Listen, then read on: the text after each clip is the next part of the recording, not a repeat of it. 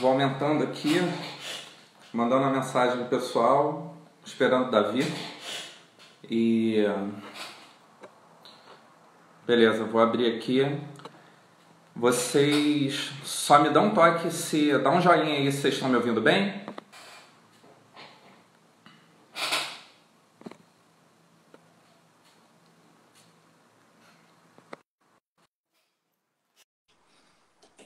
Beleza, valeu, Maurício. Boa. Esperar aí só o aceite do Davi, tá conectando. Fala, E aí, Eduardo. mestre? Tudo bem? Tudo Beleza? bem, Davi? Legal? Tudo ótimo. Tudo Tá me legal. ouvindo? Tranquilo? Te ouço bem. Maravilha. Então, pessoal, a gente está começando aqui, dando sequência a essa série, né, de lives da BZS. Acho que a ideia principal nossa, voltada aí para esse nosso público, para a galera que é apaixonada por carnaval, é de que muito mais do que um grupo musical, muito mais do que uma reunião de amigos, a gente trabalha e entende a cultura do carnaval como algo muito importante e a gente está tentando cada vez mais se aproximar dessa galera que é craque aí e tem alguma coisa para acrescentar para a gente. Vou apresentar para vocês o Davi Butter. Ele é um dos maiores especialistas aí sobre esse carnaval, né, que as pessoas chamam de carnaval mais louco de todos os tempos, um carnaval aí pós a pandemia de gripe espanhola, né, de 1918. E Davi é aí de 10 na Globo News, então tem um vínculo aí com o Grupo Globo. Queria que você falasse aí um pouquinho também, Davi, se apresenta para o pessoal, para o nosso público da BZS aí. Boa tarde, galera. Sou jornalista de formação, né? Eu trabalhei na Globo entre 2001 e 2013 e desde então atuo como produtor audiovisual. Mas eu sempre tive um interesse muito grande por carnaval, sobretudo quando esbarrava com as minhas tarefas, né? Eu tive um projeto grande de carnaval, ainda espero realizar. E acabou reacendendo o interesse de pesquisar e ir atrás de temas. Tinha um projeto, calhou também de eu ter um projeto de audiovisual lá atrás que envolvia gripe espanhola, mas aí o setor foi completamente mexido de cima a baixo, né, com as mudanças políticas de 2 anos para cá. Então, eu continuei pesquisando e quando veio o Covid na China, já eu falei, cara, acho que vou voltar a pesquisar sobre 1918 com foco no Carnaval de 19, né, que é uma constante na crônica, né, de quem viveu a época. Nelson Rodrigues escreveu sobre o Carnaval de 19, Mário Filho escreveu sobre o Carnaval de 19, Pedro Nava indiretamente escreveu sobre o Carnaval de 19, o Coni, mesmo sem ter vivido, escrevia sobre o Carnaval de 19. Então, assim, eu já navegava em torno do tema há um tempo. Quando veio o Covid, eu falei, cara, inicialmente eu pensei, isso aqui daria um enredo de escola de samba perfeito. Acabou que a Viradouro lá na frente anunciou que faria, que foi incrível. Mas eu já estava pesquisando inicialmente para enredo, depois eu vi, olha, está muito grande, vou começar a pensar em livro. E estou negociando agora com que editora vai ser, como é que vai ser. Espero muito que role, mas vai sair de qualquer forma até o Carnaval. Então, é uma história fascinante, uma história de explosão completa, tem um pouco de mitificação no meio aí, mas a gente vai falar isso ao longo da conversa. Beleza, só para vocês terem uma ideia, pessoal, assim, a indicação do Davi para a gente, ela veio pelo Luiz Antônio Simas, né? Então, eu estava trocando um e-mail com o professor Simas, com galera que estuda carnaval, o pessoal que curte carnaval, sabe do peso, né? Que tem essa indicação aí. E foi engraçado, Davi, que eu até mandei esse e-mail para ele, depois de um ciclo de aulas que a gente teve, e ele falou, cara, tá com um cara certo, o Davi é craque. Então, se ele te gabarita como craque, acho que é a resposta aí desse nosso bate-papo, né?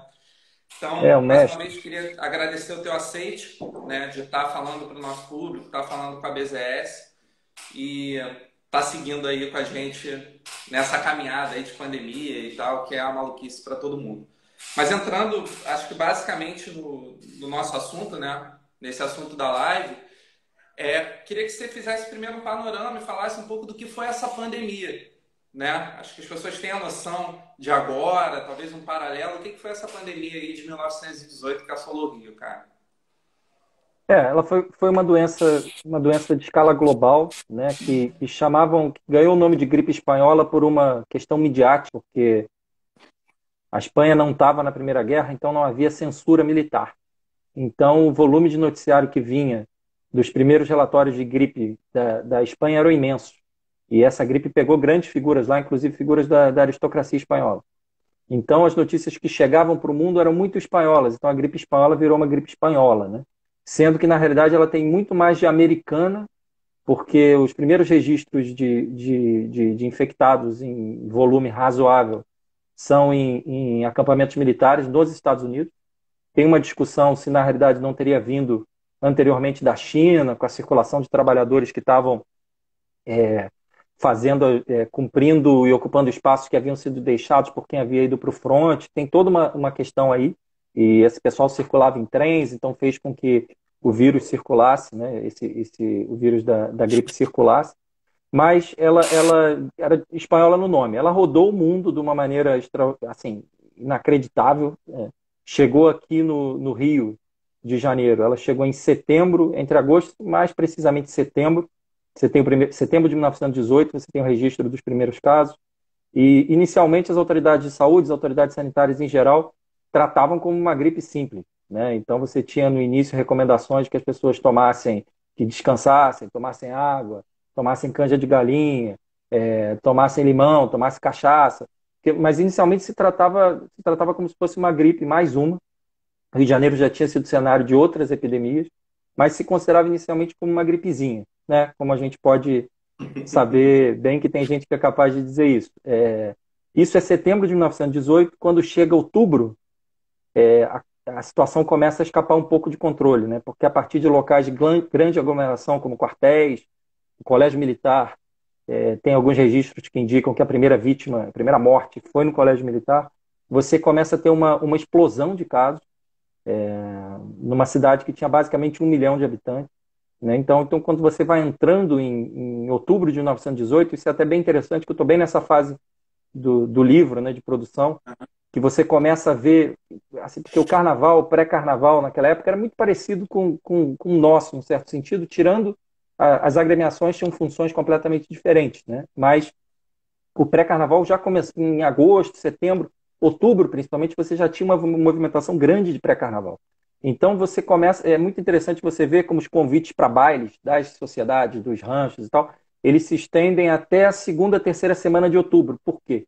Porque na terceira semana de outubro escapa completamente o controle, a gripe deixa de ser algo que havia simplesmente colocado as pessoas em casa e você passa a ter cenas, né, que são as cenas relatadas na literatura, de corpos nas ruas, porque as pessoas, isso foi um pouco semelhante ao que aconteceu em Guayaquil. Quem acompanhou há 2, 3 meses atrás o que aconteceu no Equador sabe bem do que eu estou falando. Era uma situação basicamente que as pessoas não queriam ter contato com os corpos, mesmo se fosse dos corpos dos seus entes mais queridos, né?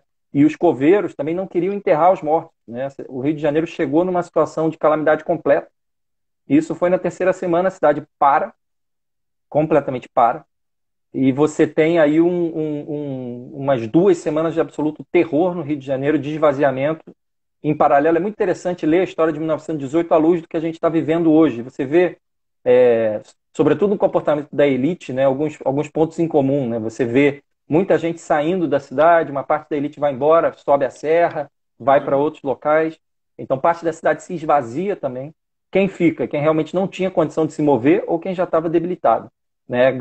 Essa crise sanitária ela explode em várias partes da cidade, sobretudo nas áreas de subúrbio, né, que naquela época incluía bairros que hoje a gente considera central, como Gávea, por exemplo.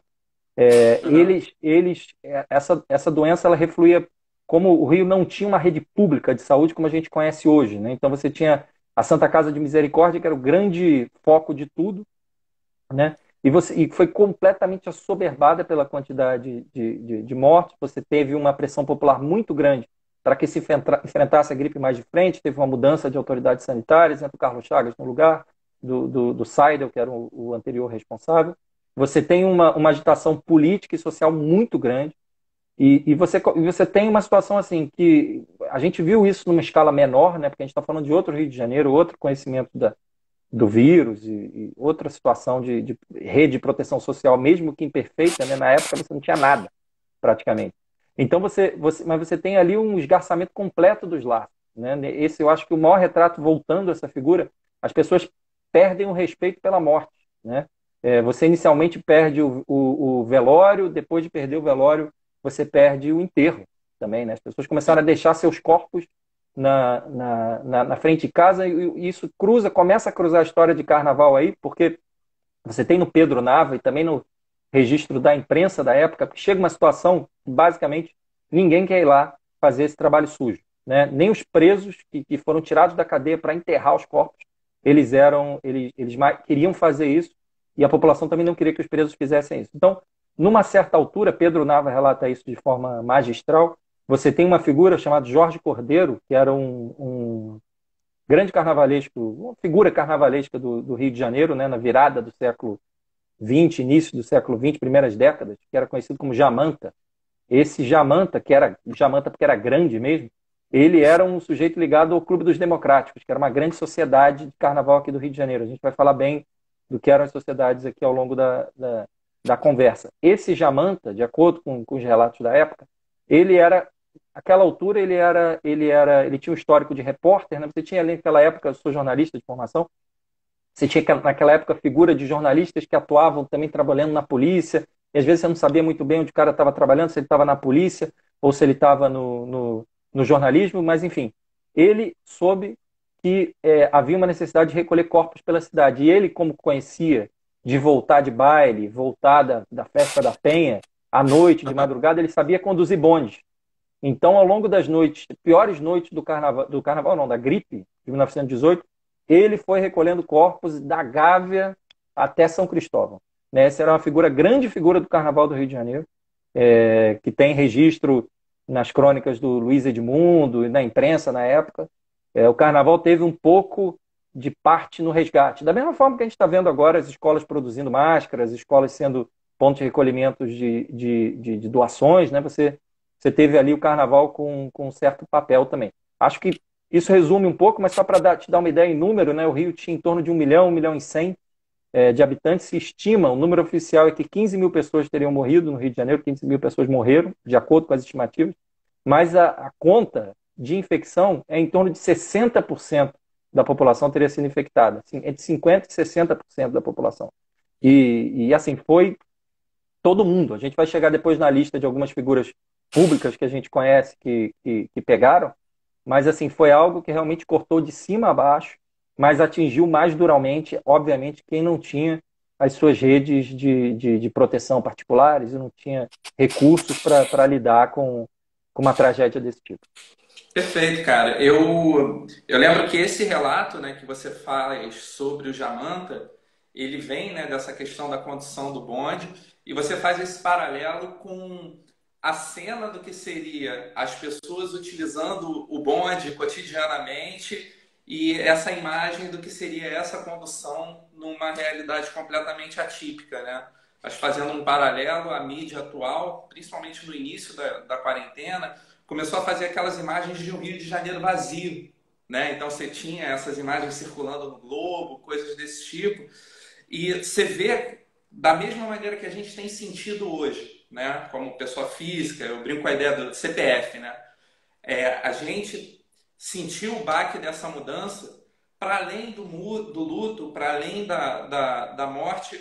Qual tipo de mudança que você achou que é completamente característica, atípica e modifica o modo de vida do carioca em função da pandemia? Não necessariamente ainda entrando no carnaval, mas essa mudança, né, de mindset, como é que você vê isso que você traz pra gente aí desse caso? Você tem assim, na realidade, a história se impôs sobre o Rio de Janeiro, né? Porque a história é global, né? A gente sempre quando olha, sou jornalista, mas assim, sempre quando a gente olha o fenômeno local, é sempre bom a gente pensar a conexão dele com grandes redes globais, né? Então, acho que assim, a história se impôs para o Rio de Janeiro porque, assim, apesar do Brasil estar formalmente junto aos aliados na guerra, o Brasil teve uma função importante, enviou corpo médico, teve uma função naval de apoio, teve seus atritos com a Alemanha também nos mares, então o Brasil teve um papel. Mas a gripe, né, ela inseriu o Brasil nessa grande história. A gripe teve um papel, inclusive, no desgaste completo das forças que atuavam no fronte na Europa, né, você teve rebeliões em cima de pessoas de trincheiras que eram completamente tomadas por pessoas doentes, infectadas, e isso colaborou para a aceleração do fim da guerra. Então, a gripe se impõe como um fato global. Depois da gripe, você tem um outro choque ali, porque por novembro você tem o fim da Primeira Guerra. O Rio de Janeiro, o que acontece ali no Rio, né? Não deu um tempo muito grande para você ter uma espécie de transição entre o pior da gripe, que foi final de outubro, e um momento de paz para depois você voltar à normalidade. Por quê? A guerra acaba em novembro, então você já tem celebrações e bailes sendo retomados em novembro, mas você tem relato de pessoas saindo à rua para festejar o final da guerra. Você tem em dezembro a retomada da Festa da Penha. Para quem não conhece a história da Festa da Penha, né, em termos culturais, a Festa da Penha, aquela altura antes do rádio, ela era o grande espaço de lançamento das canções carnavalescas no Rio de Janeiro. Ela era realizada nos finais de semana de outubro e ela teve que ser interrompida por causa da gripe. Então você tem novembro, final da Primeira Guerra, festa na rua, pontual, baile sendo retomados. Dezembro, você tem a retomada da Festa da Penha, onde um dos sucessos da Festa da Penha foi uma canção de um compositor chamado Caninha. O Caninha era do círculo das tias baianas, era do círculo próximo ali do Pixinguinha, de outros, Donga e outros compositores. Ele lançou, a primeira canção que realmente lançou ele como um compositor de força foi na Festa da Penha de 1918, com uma canção que chamava Gripe Espanhola, que dizia que quem não tivesse medo, se você tivesse medo de morrer, que não fosse a Penha. Essa era a canção que bombou na Festa da Penha, que foi transferida para dezembro para a continuação. Então você teve, assim, como eu te falei, a história se impõe sobre o Rio de Janeiro. Final da guerra força uma saída das pessoas. Depois, a retomada da Festa da Penha coloca outro evento que assim, dá uma impressão de normalidade para a cidade, né? Num momento em que ainda, tudo bem, você tem uma queda grande de casos em novembro no Rio, que você vê isso muito pelo histórico de sepultamentos, né? Porque você tinha dias, uma cidade de 1 milhão de habitantes, teve dias 17, 18, 19 de novembro com 900 sepultamentos, é uma coisa absurda para uma cidade de 1 milhão de habitantes. E você começa a decair em novembro, dezembro você tem ainda algo um pouco fora da curva, mas começa a normalizar. As autoridades, se acompanham isso na imprensa, as autoridades falando, olha, tem que ter cuidado, muito próximo com hoje. Cuidado com a aglomeração, sobretudo em lugares fechados. Então você me perguntar um efeito imediato, absolutamente perceptível, foi o esvaziamento completo de teatros e o incipiente cinema na cidade do Rio de Janeiro. Esvaziamento completo, as pessoas simplesmente não iam, e com razão. Então você teve essa mudança. Acho que a Festa da Penha acabou emplacando com mais força ainda naquele ano, porque era um evento aberto. Mas tudo que você fazia a portas fechadas acabou sendo um pouco diminuído de força, menos os bailes que eles começam a aparecer em dezembro.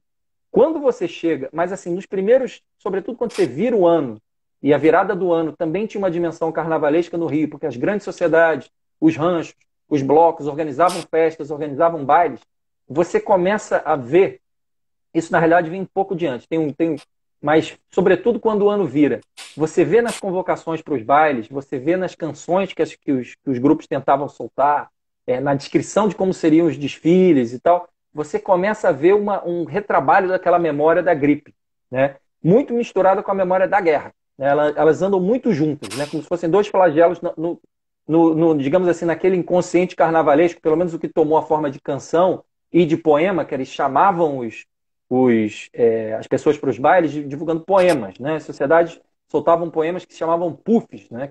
Já foram escritos por Olavo Bilac e outras figuras. E nesses textos, né, que são muito interessantes, é uma poesia completamente rocambolesca, assim, uma loucura completa, assim, elas falam da peste, né, da gripe, e falam da guerra. E isso entra muito forte nos convites para os eventos. na descrição do que a sociedade, no nome dos blocos, você tem blocos, você tem um bloco da espanhola, você tem um bloco da influenza, isso começa a ser carnavalizado, né? Essa chaga começa a ser carnavalizada e isso fica muito claro muito cedo, entendeu? Preparando um carnaval absolutamente feérico lá na frente. É muito interessante, cara, porque quando você fala dessa noção da carnavalização, né? Seja de assuntos importantes, seja de assuntos críticos, né? E aí, se emendando esse pós-guerra, esse fim de guerra com a própria questão da pandemia, a gente vê e a gente trocava algumas mensagens bem no início, né? Você via os humoristas falando e aí depois começou a se tornar politicamente correto, a galera já dá uma segurada. Você vê alguns memes, minha vizinha tá saindo com máscara, e aí essa máscara é uma máscara de carnaval, e é engraçado que a história às vezes nos mostra que o comportamento ele também é cíclico, né?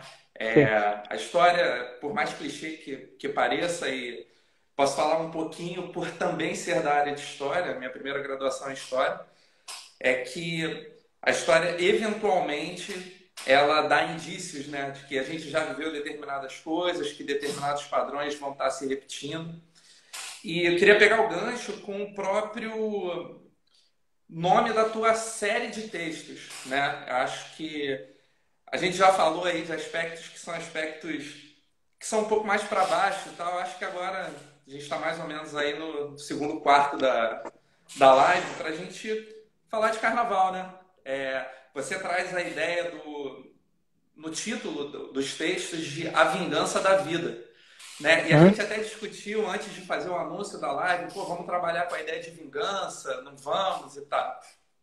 E eu queria entender por que esse texto, por que esse título, né? E como você vê essa vingança da vida que transformou aí no que a gente vê circulando a imagem do carnaval de 1919 como o maior carnaval de todos os tempos ou o mais louco carnaval de todos os tempos, né?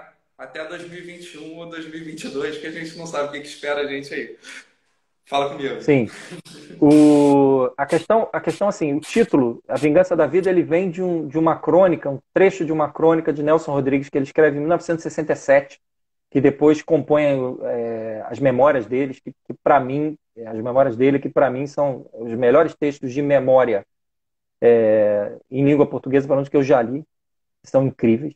E ele relata numa certa altura, falando, porque assim, você tem que lembrar, Nelson Rodrigues era um menino, uma criança nesse período, né? Então a impressão dele, da mesma forma que quando a gente revisita um local que a gente ia muito quando criança, aquele local parece menor, né? Ele parece menor, ele parece mais acanhado do que a gente. Nelson Rodrigues ficou com essa memória superlativa do Carnaval de 1919, né? Então ele falava isso com muita força. Ele foi a uma batalha de confete na Praça Sans Penha, da qual eu vou falar depois, que tem uma história relacionada a isso também. E ele relatava do que ele tinha visto naqueles arredores dele, na aldeia campista, na Tijuca, um pouco de Vila Isabel também, o relato de que ele relata da seguinte forma, era como se desculpa, vou jogar um pouco para baixo de novo, tá? Ele relata como se os cadáveres da gripe espanhola estivessem cavalgando sobre os telhados da cidade do Rio de Janeiro, e que estivessem espalhando obscenidade pelas ruas. Então ele fala, é a vingança dos humilhados, a vingança dos ofendidos, a vingança de quem morreu sem ter direito a uma homenagem, né? Então ele fala dessa vingança, essa vingança no caso dele é como se fosse uma vingança da morte. Eu preferi inverter um pouco no título e falar de uma vingança da vida.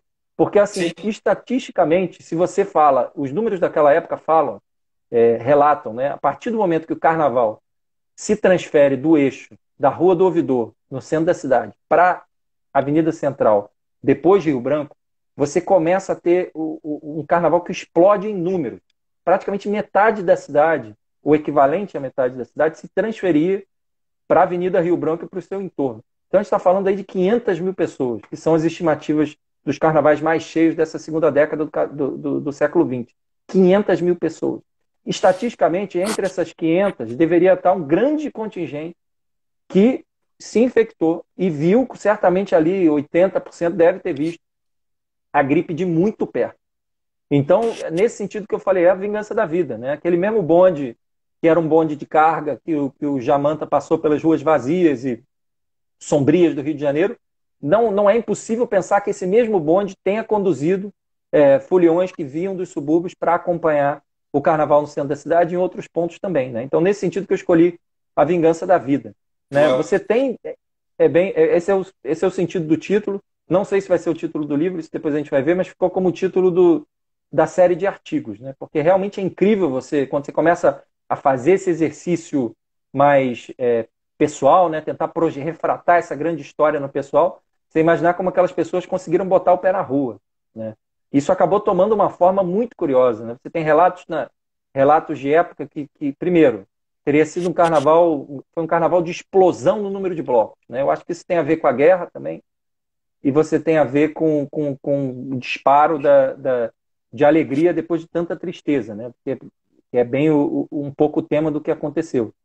Mas você tem uma redistribuição geográfica da cidade também, né? Você tem, adiantando um pouco um tema que eu sei que a gente vai falar, você tem, por exemplo, na região onde hoje é o Morro da Mangueira, você teve lá, foi uma região assim severamente atingida pela gripe.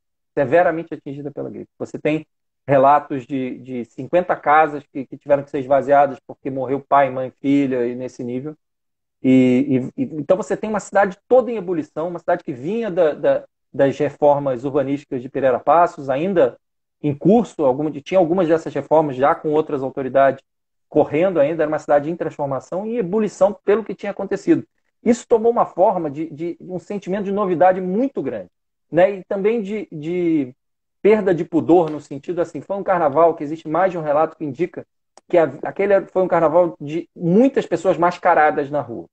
Muitas pessoas mascaradas na rua. Isso era tema de piada na imprensa, porque se dizia que eram viúvos e viúvas da gripe espanhola que queriam passar incólumes do olhar dos seus vizinhos nas ruas e tal.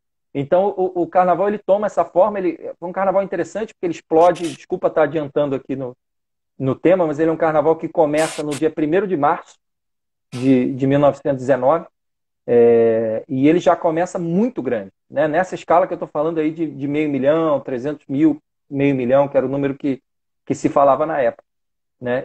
Mas isso começa um pouco antes, já no carnaval, com toda a sequência das batalhas de confete e tal, mas você tem uma explosão muito grande que culmina na terça-feira gorda, que era o grande dia do carnaval, naquela época, quando desfilavam as grandes sociedades, né? As grandes sociedades, elas não têm muito paralelo hoje, foi um fenômeno que se descontinuou no Carnaval do Rio de Janeiro.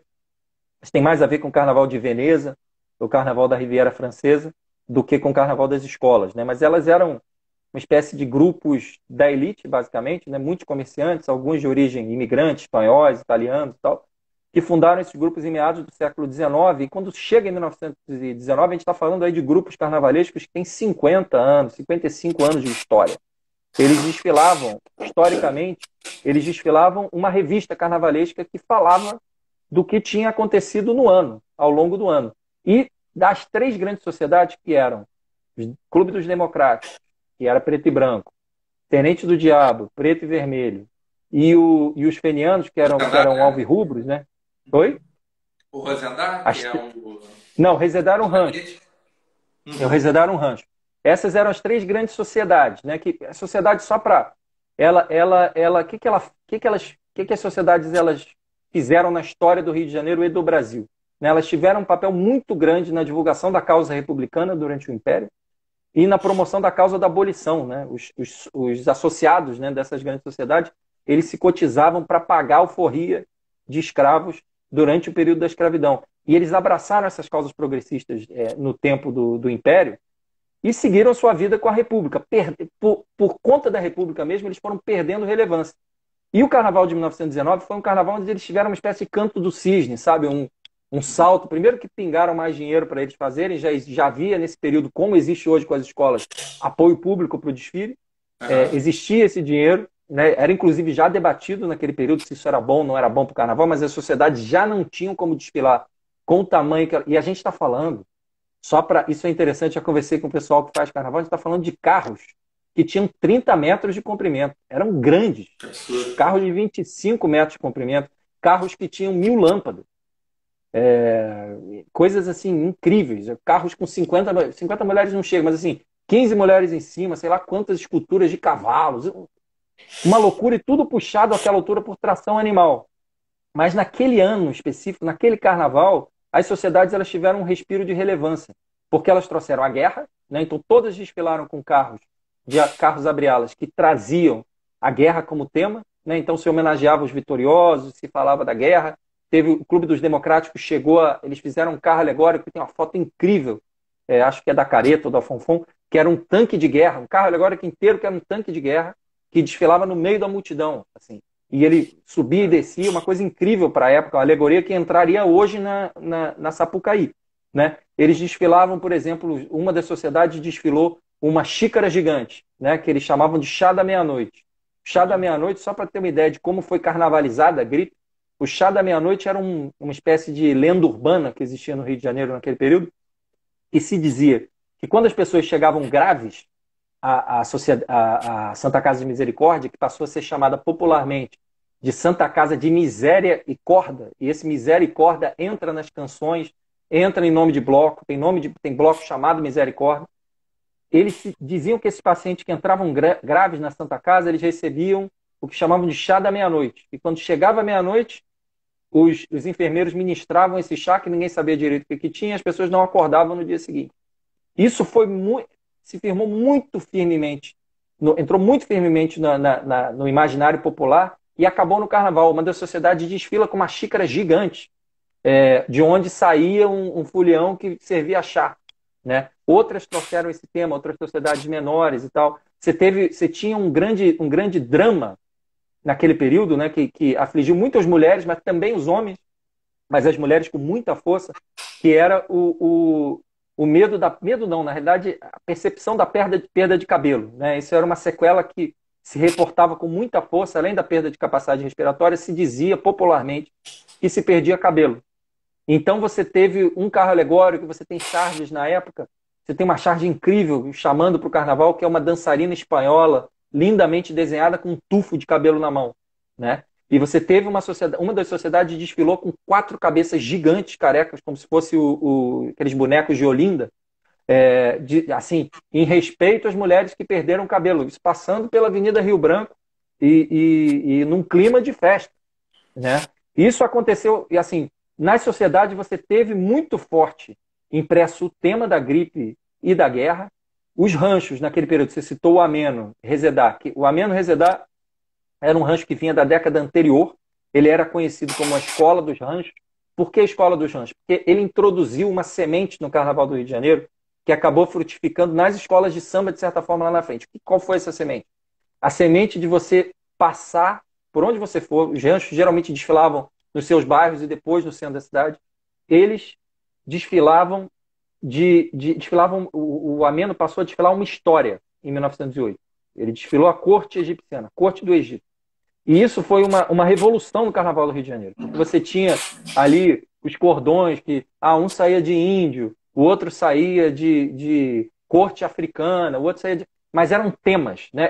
Eram basicamente fantasias. Né? Você vestia o cordão daquilo. O Ameno não, ele decidiu contar uma história, né? E esse desenvolvimento, depois que o Ameno Resedá faz isso, que era um rancho do Catete, todos os outros ranchos começam a imitar.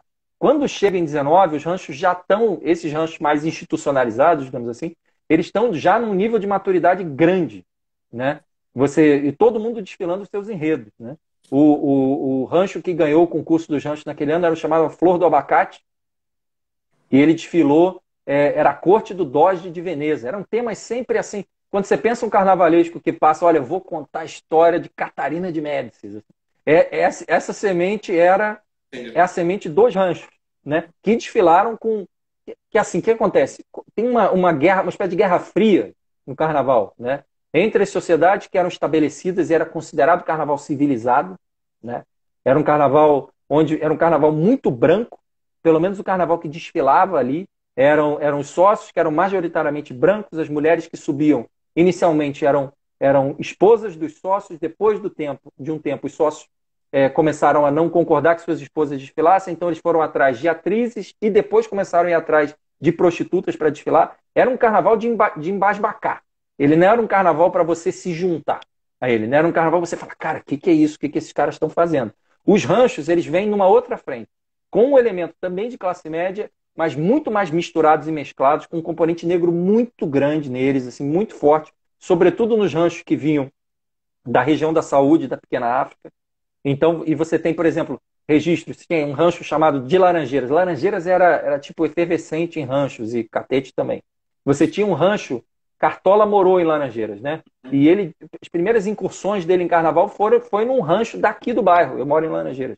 E ele desfilava no Largo do Machado com esse rancho vestido de diabo e tal. E você tinha ali, os ranchos, eles plantam a semente do que 10 anos depois, na verdade mais.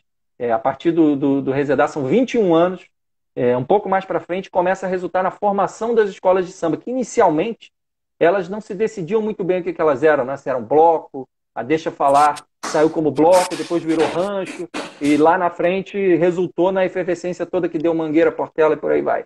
Então você tem, assim, no Carnaval de 1919, é uma fotografia muito interessante do Carnaval antes da era do rádio, né? E todas as tensões que aconteciam ali.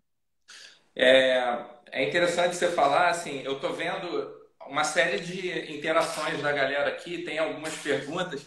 Eu tô tentado a começar a trazer também para o meu lado, que é um pouco sobre repressão, polícia. Eu vi que tinha uma pergunta nesse sentido. Então vamos tentar fazer o seguinte, tem aí mais uns 25 minutos de live, a gente pega esses 20 minutos para seguir aí mais ou menos um pouco desse roteiro, né, que a gente tinha pensado, e o pessoal está até falando que 1 hora de live vai ser pouco, né? Mas a gente Verdade. combinou essa 1 hora, a gente vai fechar nessa 1 hora. Depois, se o pessoal quiser deixar alguns comentários, algumas coisas assim, a gente vê se consegue responder ou trabalhar alguma coisa pessoal e tentar algumas dúvidas no final.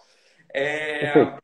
Você falou, né, dessas personalidades, do pessoal do Morro da Mangueira. Então, assim, a gente sabe que Carlos Cachaça, é, Nelson Rodrigues, eu acho que Nelson Cavaquinho também era criança nessa época. Você tem ali algumas referências e desses medalhões, né? Mário Lago, Mário Filho, próprio Lamartine Babo, essas personalidades aí.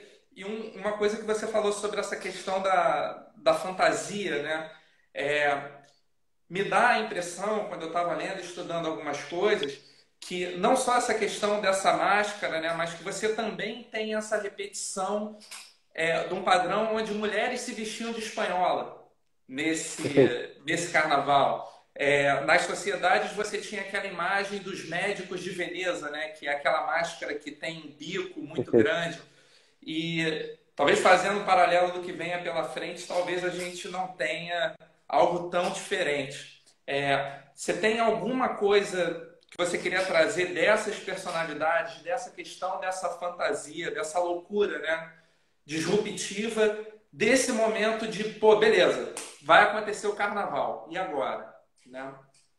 Eu estava conversando com o Simas, eu participei de uma outra live com o Simas.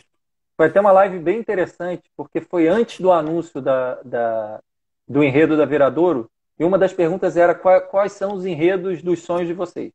E eu já tinha falado no Twitter que para mim era o Carnaval de 1919, e acabou virando o enredo da Viradouro, e ele falou que o enredo, algo que nunca tinha sido desfilado, tinha sido a Festa da Penha, que também virou enredo de outra escola. O que acontece? Né? Você tem e ele falou algo que eu achei muito interessante, que ele falou, cara, e pensar que todas essas grandes figuras da cultura brasileira, mas também do samba, viveram isso muito de perto, né? E passou rente ali em alguns casos. Então, por exemplo, vou começar pelo Carlos Cachaça, que era um pouco mais velho nessa época e tem uma história interessante, porque, como eu disse mais cedo, a Mangueira foi muito atingida, né? Região do Morro do Telégrafo, Mangueira.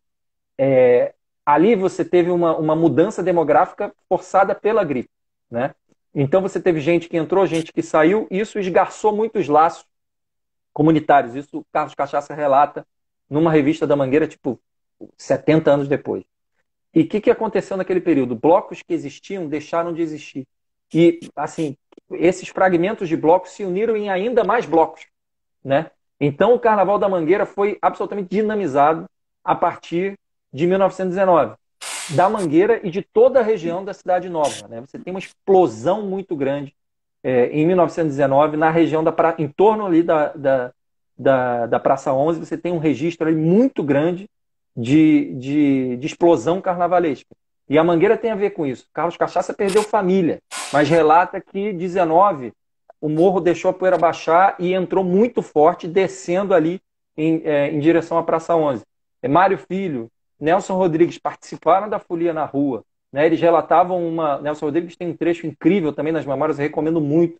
Se chama As Memórias Meninas Sem Estrela. Você pode comprar o livro ou entrar no site da Biblioteca Nacional, tem lá a íntegra, praticamente, de tudo.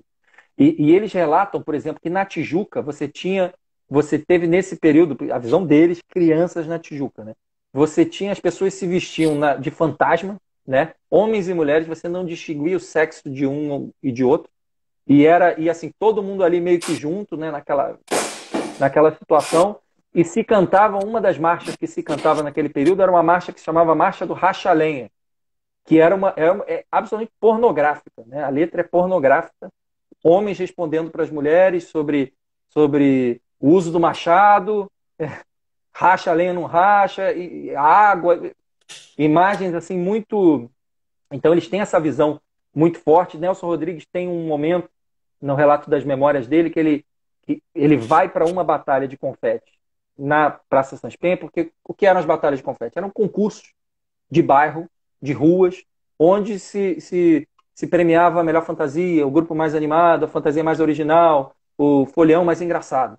E Nelson Rodrigues vai para a batalha de confete da Sans Penha e vê o que para ele, aos olhos de um menino, era a nudez completa, que era uma odalisca com o umbigo descoberto, né, com o umbigo à mostra. E isso influenciou a memória dele muito fortemente. Ele viu naquele umbigo ali um sinal de libertação. Né? Ele escreve isso da maneira magnífica dele. Né? Então, Nelson Rodrigues e Mário Filho passaram pelo carnaval dessa época. Eles, que eu lembre, isso eu não me lembro muito bem, mas eles ficaram mais em casa no período da gripe. Não sei, não lembro, não há registro de que eles tenham sido infectados. Mas, por exemplo, você tem Nelson Cavaquinho, também criança nesse período. As memórias que ele relata depois são memórias da gripe, propriamente. Ele tem um relato muito parecido com o relato do Mário Lago. Conversei com o filho dele agora recentemente, que é um colega meu, o Lago, Laguinho, e ele estava me contando algo que Nelson Cavaquinho contava também, né? Porque o Mário Lago pegou a gripe junto com a família, ele não precisou ser hospitalizado, porque como naquela época existia um receio de levar para os hospitais, por motivos óbvios, superlotação, medo de pegar alguma outra coisa, de alguém são que estava levando pegar. Então as pessoas ficavam em casa na medida do possível. Mário Lago passou o período da gripe, né, criança, jovem, deitado, olhando pela janela, a visão que era a mesma visão que o Nelson Cavaquinho relatava ter visto, a família dele também pegou, todo mundo pegou, em graus diferentes e tal, que era uma visão de caminhões passando pela... Eles falam, nunca esqueceram da figura desses caminhões passando com todos aqueles corpos, que foram as cenas que marcaram as pessoas. Então passou pela vida deles também. Lamartine Babo pegou, mas muito leve. Pegou numa semana, na outra já estava jogando bola na rua, de acordo com o relato. E assim, passou ali muito rente de figuras que ajudaram a fazer a história da cultura popular. Tem um aspecto que você contou, falou no início da pergunta, que é a questão da repressão. Eu acho muito interessante falar da repressão de Estado, né, nesse momento, que eu acho que tem um pouco a ver com a explosão de 19. Por quê? Você tem uma situação que era assim, o carnaval era um período como hoje, de explosão de negócios, né, os negócios mais variados possíveis.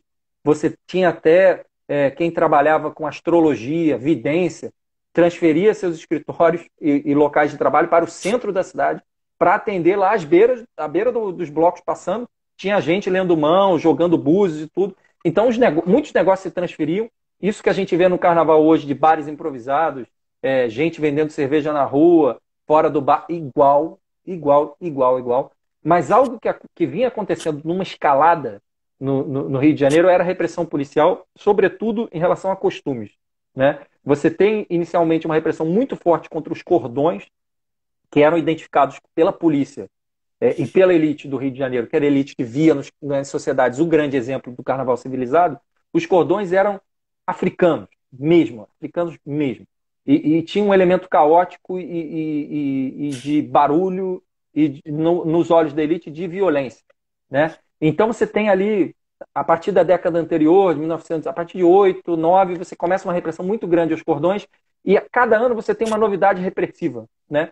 Uma das grandes notícias de repressão desse carnaval, de pré-carnaval de 1918, foi a instrução para que se fechasse todas as hospedarias e casas de tolerância no Rio de Janeiro. Então você houve um fechamento geral.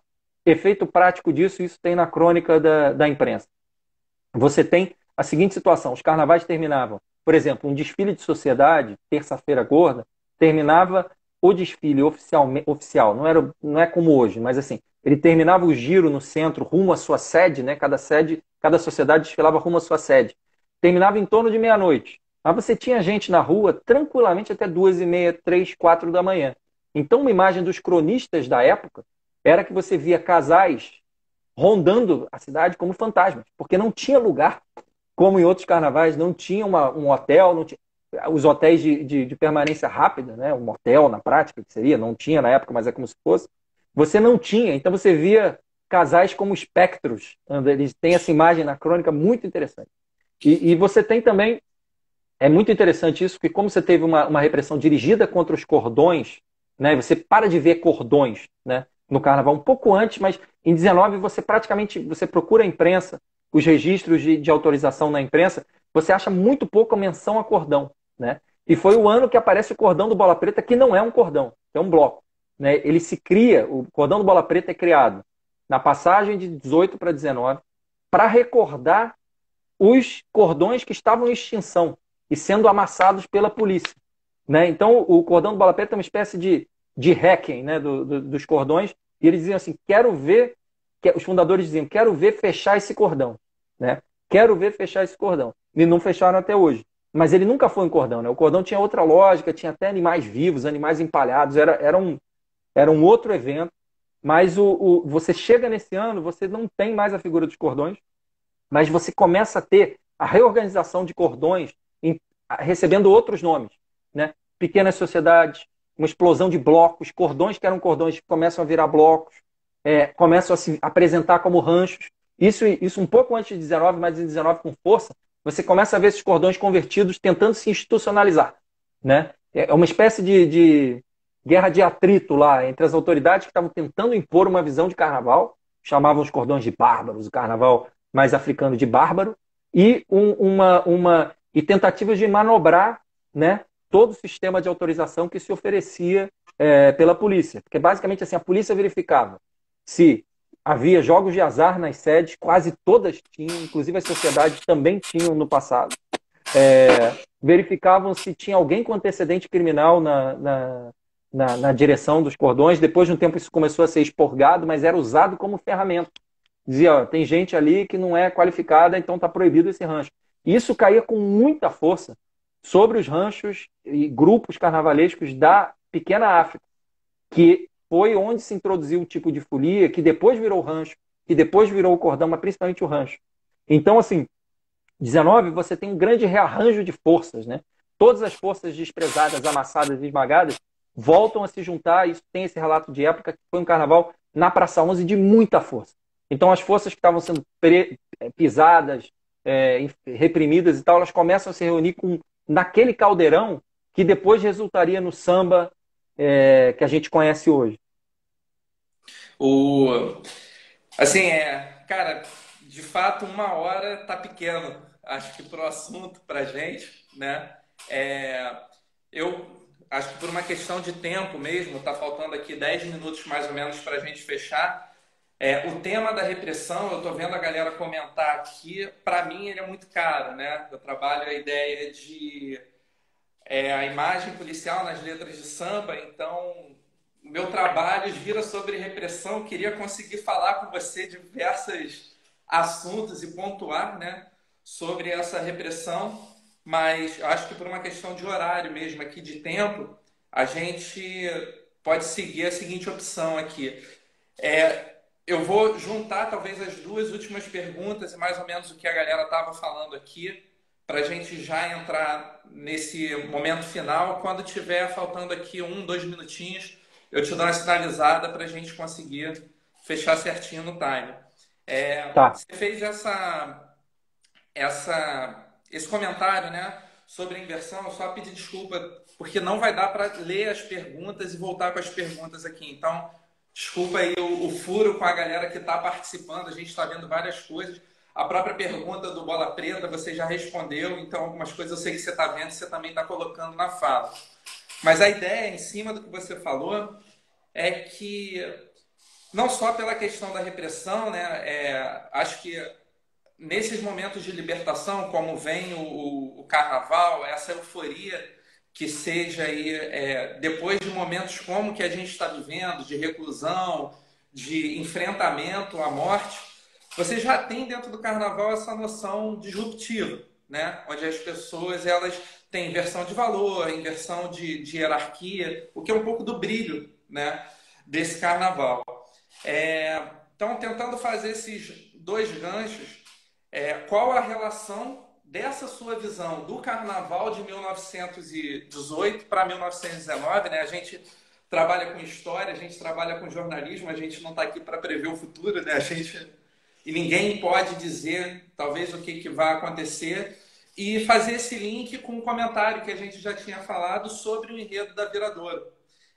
Quando o pessoal da Balanço me mostrou a arte, que é o cartoon, né, que desenha esse enredo, cara, para mim foi uma das artes mais bonitas que eu vi de carnaval.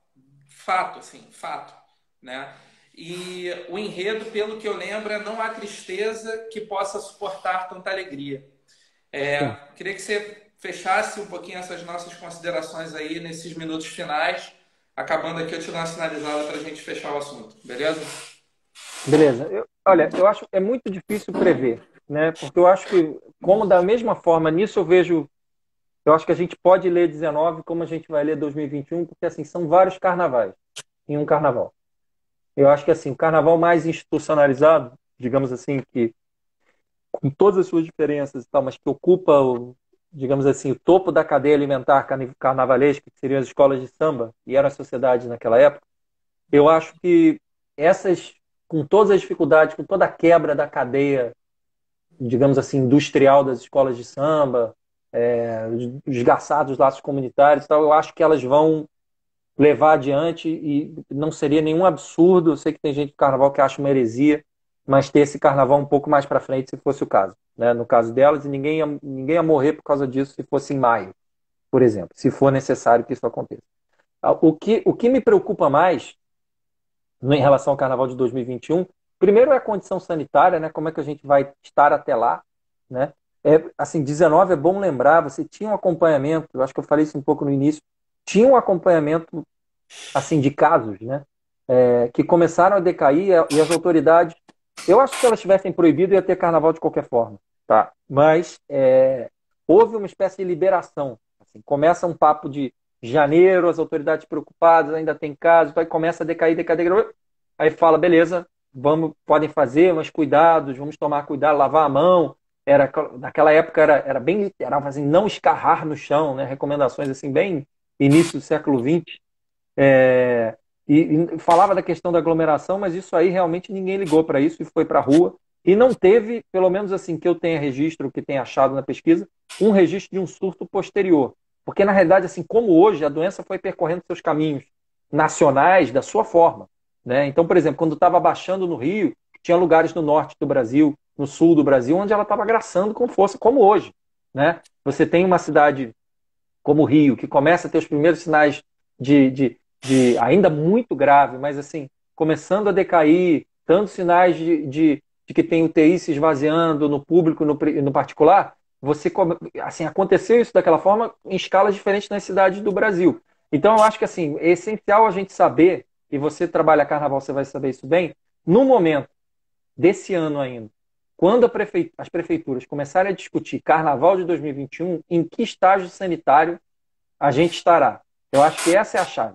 Não adianta a gente projetar 2021, a gente tem que projetar possivelmente outubro desse ano, né? Entender setembro, outubro, novembro desse ano, porque é isso que vai levar a planejar, né, pelo menos da parte do poder público, o carnaval de 2021. E para se entender se vai poder se fazer ou não. Quem é mais afetado com isso? Quem pede autorização. Quem anda na linha. Quem não vai pedir autorização e vai para a rua ao arrepio, isso aí vai acontecer de alguma forma, a gente vai entender como é que é, né? Aconteceu na Itália esse ano, é, desfilaram nas ruas de Veneza, o Covid estava pegando, todo mundo com a máscara do médico da peste, ou com outras máscaras também. Houve ali um cortejo pequeno, mas obviamente não tem a escala do nosso carnaval aqui. A gente pode ter uma situação que tem um carnaval sem turista. Pode acontecer isso. A gente não sabe como é que está a situação. Né? Porque, por exemplo, se sabe que nesse ano a doença começou a circular no Brasil entre 22 e 27 de fevereiro. Foi bem o período do carnaval. Ninguém diz que. Ninguém pode cravar foi o carnaval. Não. Mas assim, foi um período de entrada de muito turista estrangeiro no Brasil. Não é absolutamente inconcebível que se fale, olha, tanto por a gente estar fechado para o resto do mundo, pode acontecer também, né? Porque aqui não para a doença, como também da gente falar, olha, desculpa, vamos ter que segurar a quantidade de gente vindo para cá. A gente pode ter um carnaval, assim, na composição muito diferente. É muito difícil prever. O que eu tenho certeza é que tudo isso que a gente está vivendo agora, o isolamento, as lives, tudo de cultura que a gente está vivendo, de certa forma, vai se transpor para o carnaval de alguma forma, em fantasia, em música. Isso eu tenho absoluta certeza que vai acontecer. Eu sei que tem alguns blocos que já estavam discutindo isso, então tem a Viradouro trazendo 19 de novo, acho que isso vai aparecer em outros lugares também. Isso eu tenho certeza, que vai se trabalhar isso na folia e na base da alegria de novo. Pô, Davi, cara, sim, quando o Simas falou que você é craque, tem nem dúvida. Eu acho que assim como Obrigado. eu, a galera tá vendo aqui e pelos comentários, assim, a gente conseguiu manter uma audiência aqui de 60 pessoas, cara. A gente tá falando de uma live domingo comunicativa. Tipo, o futebol tá voltando, né, cara? Mais educacional. Sim. Então, eu queria aproveitar aí, em nome da Balanço, tá? Em meu nome, até mesmo, assim, dentro do meu projeto de pesquisa, deixar as portas sempre abertas aí para ti, cara. Agradecer pela troca de conteúdo, pelo nível de informação que você traz, assim, de um trabalho sério e essa fala que é muito palpável, né? Para a galera que é apaixonada, o pessoal que está aqui, está comentando, está agradecendo. Então, cara, assim que você quiser voltar, quando as coisas voltarem teoricamente ao normal, você é convidado nosso para estar com a gente. E Beleza? agradecer não só em nome da Balanço, ao Mestre Iago, agradecer também toda essa galera aí que está interagindo com a gente e que passou aí uma hora, né, cara, dessa tarde de domingo, batendo esse papo. A gente tem 2 minutinhos aí antes de fechar e pode se despedir aí do pessoal antes que a live e o Instagram expulse a gente. Muito obrigado, cara, de verdade, velho. Cara, Eduardo, obrigado pelo espaço. Cara, é sempre legal falar sobre um tema que apaixona a gente, né? Que é carnaval. Sobretudo, um tema que diz tanto sobre o presente, né? E sobre esse futuro que a gente está ansiando, assim. Eu acho que tudo que passa, para quem gosta de carnaval, para quem gosta de desfile de escola de samba, eu vejo os fatos e o noticiário e falo, cara, isso aqui é enredo, isso aqui dá enredo, isso aqui dá história, isso aqui dá não sei o quê. Só na pesquisa para o livro, que está já 80, 90% pronta, escrever agora que é a tarefa, já escrevi uma parte, mas eu já tropecei com dois, três enredos. Então a gente é sempre um prazer falar sobre carnaval e a gente acaba no meio de tanta tristeza, né, como diz o título do enredo, a gente vai passando com a alegria, mesmo que seja no discurso e na cantoria à distância. Assim. Então, queria agradecer muito ao espaço, aos comentários. Eu vi algumas perguntas que eu não consegui responder, e mas assim depois eu posso responder. Conheço algumas pessoas que fizeram perguntas, depois eu respondo no privado. Foi um prazer Beleza. esse espaço aqui. Muito obrigado. Se fica o convite, né, do nosso departamento de marketing, quando você fizer o lançamento do livro, se quiser fazer algo junto com a Balanço, a gente Show. receber, fazer alguma coisa com a gente, tá mais convidado aí, beleza? Pessoal, Anotado. Beleza, obrigado a cara. cada um de vocês aí. O Instagram já tá colocando a gente para fora e fiquem em casa. Se cuidem, galera. Forte abraço. Valeu, galera. Um abraço.